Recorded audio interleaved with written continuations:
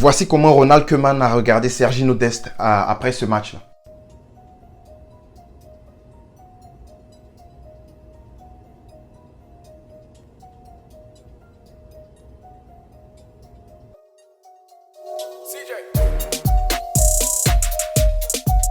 Bonjour la famille, j'espère que vous allez tous très bien. Ici Nettier le Catalan sur votre écran et on se retrouve dans cette vidéo là pour parler du match Barcelone versus Real Madrid, un match qui se solde sur un score de 1-2. Et voilà, un but du côté du Barça, but marqué par Agüero, nul d'autre que Agüero.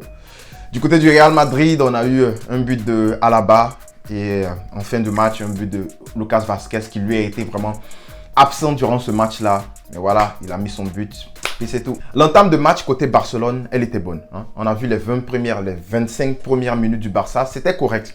Mais après, on s'est fait dominer. Bon, quand je dis que c'était correct, ça ne veut pas dire que le Barça a écrasé l'adversaire. Ça veut en fait dire que le Barça a récupéré des ballons. Le Barça était vraiment sur l'adversaire. On était dans le tiers final du Real de Madrid. Même si on a pu se créer des occasions. Il y a une occasion qui a surgi. C'était l'occasion de Sergiño Dest qui a manqué un très gros tap-in. Immanquable, hein. En fait, immanquable. Je pense que c'est Depay qui fait la différence sur le côté gauche. Et la différence, elle vient encore d'un 1 contre 1. C'est pas une différence qui a été faite tactiquement ou bien un jeu qui a été pensé, élaboré, échafaudé. C'est vraiment du 1 contre 1. Depay qui réussit à centrer. Ansu Fati laisse passer le ballon entre ses jambes. Et Dest qui est seul, vraiment seul face à Courtois. Et vraiment, ça, c'est un but tout fait. Il n'y a personne qui doit manquer ça. Et c'est même pas cadré. Le ballon qui passe au-dessus de la cage, vraiment c'était décevant de voir ce manquer là. Et après, quand tu pêches comme ça devant la cage adverse, devant le gardien adverse, c'est très normal que derrière tu perds de la confiance. C'est très normal que derrière tu n'arrives plus à faire la différence. Et c'est vraiment normal qu'après tu prennes un but. C'est toujours comme ça le karma au football. Quand tu manques un but tout fait comme ça, faut savoir que voilà, l'adversaire il va pas rater ça parce que lui ça le booste, ça le motive et c'est ce qui s'est passé. Quelques minutes après, on a vu Alaba qui fait une contre-attaque tout seul, hein. Une contre-attaque qui vient sur la perte de balle de Depay. Voilà, Depay, ça c'est vraiment cataclysmique ce qu'on voit de Depay actuellement. Quand il perd le ballon, il se permet de voilà, il laisse son marquage. Il aurait pu quand même gêner rapidement. Je sais pas c'était qui avait pris le ballon. Il aurait pu gêner, hein. C'est lui qui perd le ballon contre Alaba et c'est Alaba qui va marquer. Voilà, il aurait pu quand même gêner. Mais il n'a rien fait contre-attaque. Et c'est Alaba qui mène la danse. C'est-à-dire que le Real était vraiment derrière. Il ne s'attendait même pas à faire voilà, une contre-attaque et tout. Mais Alaba décide à lui tout seul de créer quelque chose, de faire quelque chose. Et c'est là qu'on voit l'étoffe d'un bon joueur. Alaba qui monte. Et puis voilà, il a une occasion. Il peut décaler pour Benzema. Mais il décide de frapper. Il fixe, il regarde là où il va mettre le ballon. Et voilà, après les yeux sur le ballon, tu sais que c'est une grosse frappe qui arrive. Mais une grosse frappe, deuxième poteau de Ter Stegen qui était quand même bien placé. Hein, donc il n'y a rien à lui en vouloir. On ne peut rien lui dire sur ce but-là. Je pense qu'il était bien placé. Il aurait pu quand même sortir un peu plus, mais il y avait Benzema de l'autre côté. Et voilà, deuxième poteau, boum, but. Et voilà, c'est comme ça que le Barça commence maintenant à courir. Après un score de 1-0, on aurait pu voilà, changer la donne si Dest avait marqué son but. Voilà, on peut refaire le monde avec des si, je sais. Mais si Dest avait marqué ce but-là, on serait sur un autre match. Hein. Ça serait vraiment un autre match. Le Barça qui mène. Et le Real serait obligé de sortir. Parce qu'on a vu un Real de Madrid qui était vraiment dans sa zone, qui a joué vraiment solide. Ils sont venus avec un plan de jeu. Et c'est ça, c'est vraiment ça le truc que j'avais dit. Ancelotti versus Koeman. C'est ça la différence, c'est le tacticien, c'est le meneur d'hommes qu'Ancelotti. Et c'est ce qu'il a montré contre le Real de Madrid. Ils sont venus avec un schéma de jeu, le même 4-3-3. Mais eux, voilà, les deux rideaux défensifs et puis le milieu, ils étaient très compacts, ils étaient voilà, sereins, ils ne couraient pas beaucoup.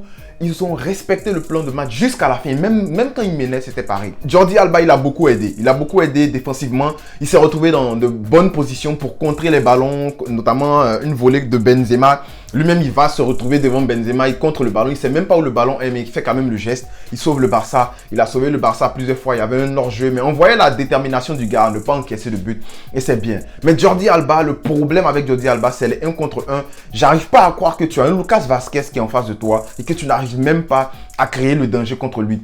Lucas Vázquez vient devant Jordi Alba. Jordi Alba, la seule chose qu'il sait faire, c'est centrer. Et on le sait très bien, les centres en cloche de Jordi Alba, ces meilleurs centres là, voilà, ça finit en corner. Ça finit tout le temps en corner. Ou bien c'est contré, ou bien personne ne touche. Ça part au deuxième poteau. Voilà, donc c'est catastrophique côté gauche, on n'a pu créer quoi que ce soit. On avait un Lucas Vazquez qui était sur le côté là-bas. On pouvait l'isoler avec un Militao. Militao pour moi c'est le maillon faible de cette charnière centrale là.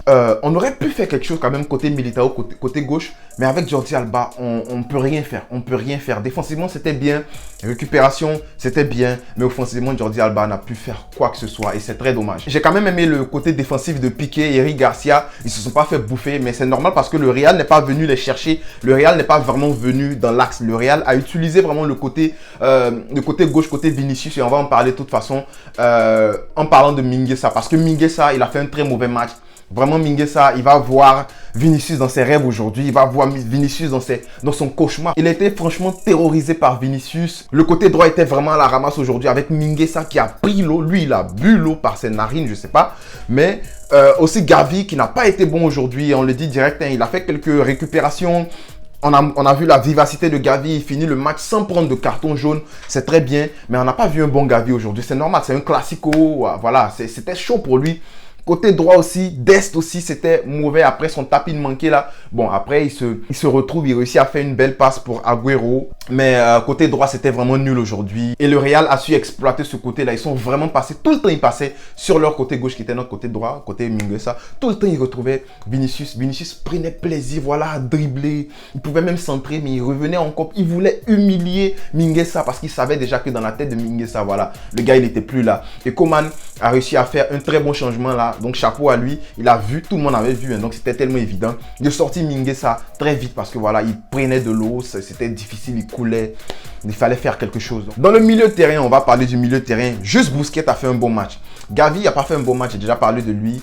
Et De Jong, moi je me suis floqué, ce maillot là il est floqué De Jong. De Jong, tu peux pas nous sortir une prestation pareille. C'était vraiment, en fait, c'était un match moyen, on peut dire pour un milieu c'était un match moyen. Mais pour Frenkie De Jong, c'était un match qui puait de la merde, c'était franchement nul. Défensivement, c'est que Busquets qui faisait le travail de la pieuvre là. Genre, il mettait ses pieds partout, il prenait les ballons. Les récup aussi de Gavi. Mais Frenkie De Jong, j'ai pas vu des récup de sa part. Si vous en avez vu, dites-moi. Peut-être qu'il a fait une, deux de récup, mais j'ai rien vu. Je parle de récupération. Remontée de balle au pied. Frenkie De Jong avait l'habitude de faire ça. À l'Ajax, quand il a joué contre le Real de Madrid, on a vu même une remontée de balle où il a humilié Vinicius et puis Modric. Aujourd'hui, remontée de balle, il n'y avait rien. Relance, rien. Frenkie De Jong, il est sur le côté gauche là-bas avec Depay et puis Alba. Ils sont contre Modric et Vazquez et puis Militao qui vient soutenir. Mais rien, ils n'arrivent pas à trouver quoi que ce soit, ils n'arrivent pas à faire un décalage, ils n'arrivent pas à créer un déséquilibre, même de créer le surnom, c'était rien. Franchement, Frenkie De Jong, il faut qu'il se revoie parce que ce match-là, c'est pas un match de masterclass, c'est pas un match digne d'un De Jong voilà, qui veut que le Barça gagne. Franchement, c'était trop nul pour De Jong aujourd'hui. De Jong a fait un très mauvais match. Dites-moi si je me trompe, mais je pense que De Jong a fait un mauvais match. J'ai aussi bien aimé l'entrée de Coutinho qui apporte de la percussion, qui a apporté de la vivacité, même défensivement. Il travaillait, voilà. J'ai beaucoup reproché à Coutinho le manque d'efforts défensifs, mais dans ce match-là, on a vu Coutinho essayer de prendre des risques. Hein. Défensivement, essayer de récupérer le ballon, mais offensivement, il a pris des risques. Il y avait des passes où, voilà, il n'y avait personne devant lui. Il était tout seul, il y avait Depay. Derrière un autre joueur, un joueur du Real de Madrid. Mais on a vu que quand même Coutinho essayait de trouver la passe dangereuse. Et c'est pour ça que voilà, pour moi Coutinho a fait un bon match aujourd'hui.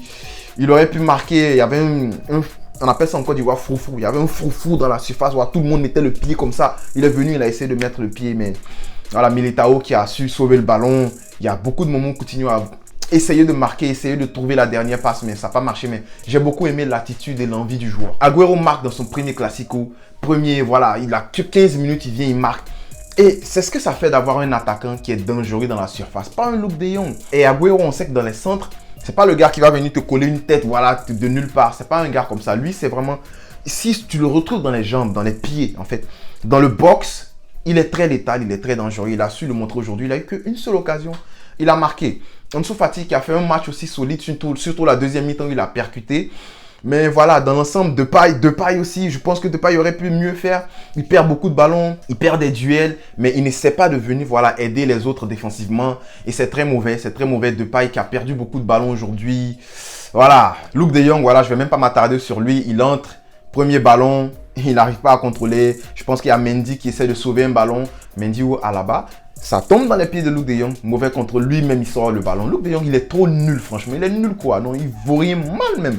Agüero entre et puis lui montre comment faire. J'espère que Agüero qui est en train d'être en forme, ça veut dire que Luuk de Jong il va plus sentir en fait l'odeur de la pelouse. Franchement, il est trop nul. Ouais. Alors, Coman n'a pas fait un mauvais match en tant que coach.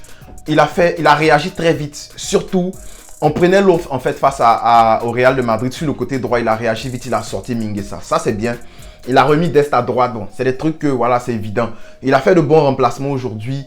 Voilà, le remplacement de Roberto In, je ne sais pas à quoi il allait servir. Je pense que dans l'idée, Roberto allait venir défendre avec Busquets en phase défensive. Mais en phase offensive, c'est Roberto qui allait lui prendre la profondeur pour se retrouver dans le box. Voilà, pour se projeter un peu plus.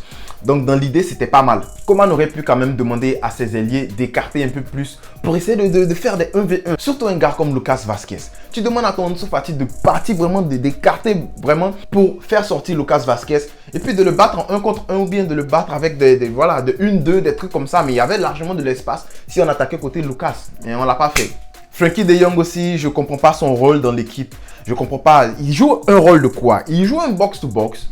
Il joue le rôle de semblant de double pivot avec Busquets en phase défensive. Est-ce qu'il joue un rôle de milieu offensif? C'est-à-dire qu'il va monter sans le ballon, se retrouver dans le box. Qu'est-ce qu'il fait en fait dans le milieu? J'ai pas compris ce que Frenkie de Jong devait faire dans ce match-là. J'ai pas compris qu'est-ce que Coman lui a dit de faire. Parce que limite, le gars, il était perdu. Il a rien fait. Voilà, donc je sais pas, il faut qu'on revoie ça. Et funny fact, ce sont les défenseurs qui marquent lors de ce match-là. Ça voudrait dire que le Barça, défensivement, on n'a pas très mal joué. C'est vraiment la transition défensive qu'il faut travailler côté Barça. Je pense que ça n'a rien à voir avec la qualité des joueurs. C'est pas que les joueurs sont pas bons. C'est vraiment le travail de la transition défensive qui est mauvaise. Il faut travailler. Du coup, voilà, Coman a du pain sur la planche. Mais le match n'était pas nul. Il y avait de bonnes choses. Bien joué du côté du Barça. Mais encore très bien côté du Real Madrid qui a su être réaliste. Donc, merci d'avoir suivi ce débrief. Et puis, j'espère que ça va aller. Visca el Barça!